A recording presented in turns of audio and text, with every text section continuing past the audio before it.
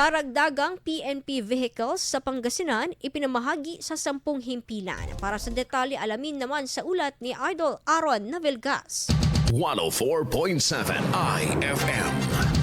Report! Inaigting ng Pangasinan Police Provincial Office ang kanilang operasyon matapos tumanggap ng 10 bagong PNP marked vehicles sa isinagawang blessing at ceremonial turnover kahapon, Disyembre 11. Dumaluak sa aktibidad ang provincial staff at ang mga hepe mula sa 10 estasyon na nakatanggap ng bagong sasakyan, kabilang ang Aguilar, Asingan, Binmalay, Infanta, Calasiao, Labrador, Manawag, Rosales, Mangaldan at San Nicolas.